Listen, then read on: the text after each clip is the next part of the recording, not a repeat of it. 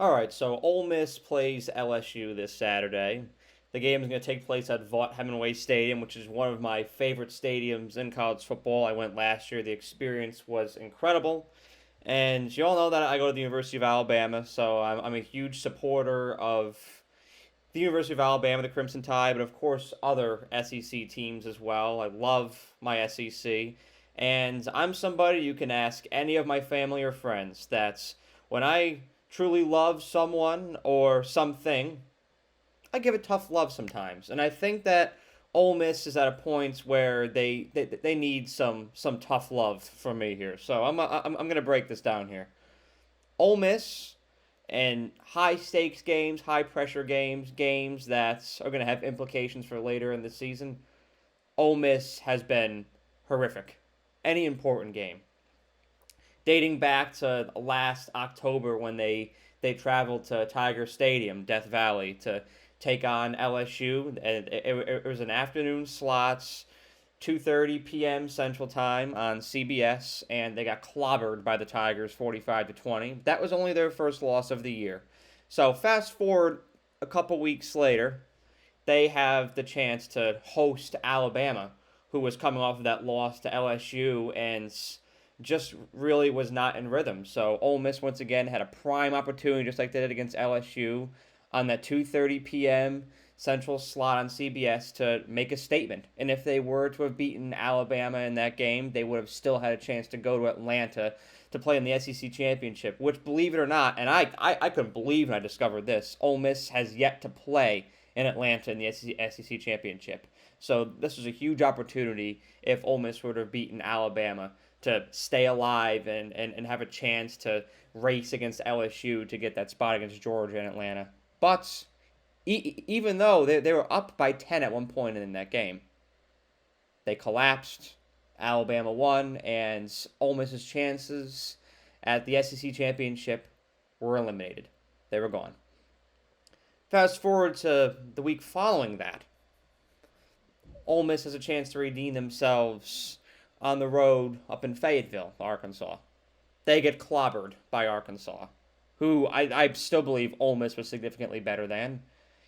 And then the week after that, they host Mississippi State in the Egg Bowl, which, if you've never been in the state of Mississippi, the Egg Bowl is everything. It's bragging rights for the entire year. It's one of the most underrated rivalries, not only in the state of Mississippi or in college football, the SEC, but in sports. I love the Egg Bowl. Ole Miss goes there, and they steal, or Mississippi State goes to Ole Miss, forgive me, and they steal Ole Miss's lunch money in Oxford. They win. They come away with the victory. Granted, Mississippi State was hot towards the end of the season, but they went into Oxford and got that win, which is inexcusable for Ole Miss for the talent that they had last year.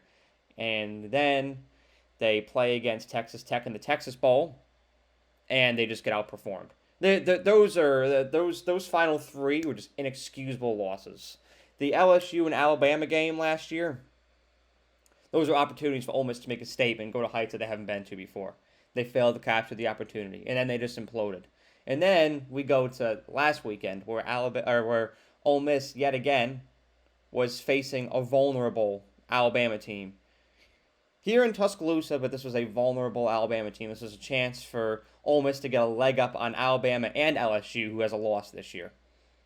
And they failed to capitalize on an opportunity. Once again. And not to mention, Texas A&M also has a loss this year. Arkansas has a loss this year. So this was a huge chance for LSU to run the table when it comes to going to Atlanta. They did not capitalize on the opportunity, even though they had multiple chances to. And I look at that LSU game. I look at that Alabama game last year. I look at the Alabama game this year. Ole Miss, you just got to get together. You got to get together. You got to figure it out. Quite simply, I can go into the weeds and the depths of how they can, but when it comes to big games, high stakes games, games that are difference makers for the program, y'all got to figure it out, because it's getting to the point where it's ridiculous. There was a lot of points this past Saturday where Ole Miss could have taken control of that game, missing wide open targets. receivers wide open downfield, misreads, throwing to somebody in double coverage instead of somebody that's wide open that has nothing but green grass in front of them. And then, granted, Alabama's defense was amazing, but the pressure they got after a while, it was just inexcusable the way that Jackson Dart was running around, and the defense can only do so much, holding Alabama's offense back until they're going to become exhausted. And what I saw on Saturday, and what I saw against Alabama last year in Oxford, what I saw against LSU and Baton Rouge last year, was just not being prepared. Ole Miss is just unprepared. They're capable of beating LSU. They're capable of beating Alabama in both those matchups, and they're capable of beating LSU this weekend. But will they be prepared? That's the question. I have not seen LSU prepared for a high-stakes game since 2015. And I mean that. And they got to figure it out. And this Saturday is a huge chance for Ole Miss to change the narrative, change the perception of them when it comes to high-stakes, important games. LSU has a window of opportunity as well. LSU has an opportunity to win the SEC West for the second year in a row. If they can go into Oxford and beat Ole Miss, that's the next best thing that they can do until they come to Tuscaloosa in November. When it comes to advancing their chances to going back to Atlanta, they have a chance to be the sole controller of the SEC West in its last year of existence. That, mind you, the SEC goes to the model that the ACC is in next year of having no divisions, of the number one team and the number two team in the conference going to Atlanta to play each other. LSU can be dangerous at times, but LSU can also be inconsistent at times as well. A major factor in this game is going to be Jaden Daniels. Will we get the 88% completion percentage, Jaden Daniels, that we saw against Mississippi State? Or will we get the 54.9 QBR Jaden Daniels that we saw against Florida State? That's a deciding factor in this game, because I think that Jaden Daniels is a quarterback that has a high ceiling, but sometimes he doesn't quite perform to that ceiling. He's very up and down. He'll have great Saturdays, but then he'll have questionable Saturdays where he wasn't necessarily as good as he could be. So if you get that extremely efficient Jaden Daniels, I think LSU is going to control the tempo for the majority of this game. But if he's more towards that 55 QBR version of himself, Ole Miss will not only contend in this game, but they have a legitimate chance of winning. Ultimately, I think LSU's pass rush is going to be a little too much for Ole Miss this weekend.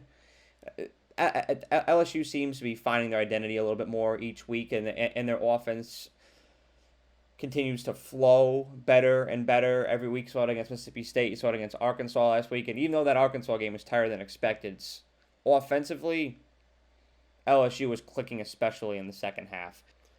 I look at last weekend's, and how did Alabama ultimately derail Ole Miss? Pressure on the line. Ole Miss's offensive line could not contain the pressure coming from Alabama's defensive line. It was too much. They got too much pressure. Jackson Dart was scrambling on a lot in that second half. That Alabama defensive line was intense, and LSU's defensive line is as well. And there was also a deciding factor in that Alabama game. That deciding factor was Dallas Turner, one of the best linebackers in the nation. And LSU has an X factor, just like Dallas Turner and Harold Perkins, who also had an amazing game against Ole Miss last year. And he could very well do the same this time around as well. I think you'll see Harold Perkins in that backfield a lot. He's going to be a major disruptor. I think he's going to disrupt the flow of Ole Miss's offense just like Dallas Turner did last weekend. So because of that, I think LSU wins, but I think it's a very entertaining game, a great SEC showdowns, and LSU pulls it off 24-17. They'll pull away in that fourth quarter. I'm sorry, I had to give Ole Miss some tough love in that segment. I know it was a little bit long-winded, please forgive me, but I love Ole Miss very much as I do the SEC schools, and I think they got to figure it out. But this weekend is a great opportunity for them to figure it out. I'm picking LSU, but I think that's there's a chance that if Ole Miss can be prepared for this game, they can kind of restore the course of their season and keep their hopes of going to Atlanta still alive. This is a huge opportunity for them, and at home, in front of that crowd in Oxford, they've got to capitalize. Have a great day. Thank you so much for watching this video. I really appreciate you and the time that you took out of your day to watch the video, and if you enjoyed it, please be sure to like the video and share it, as well as subscribe to The Era. The more likes and subscribers I get on this channel, the more resources I can attain, and the more resources I can attain, the more value I can provide to you, the viewer. And that is how I show my appreciation for you for the time that you devote to watching my videos. So thank you so much, and have a great day.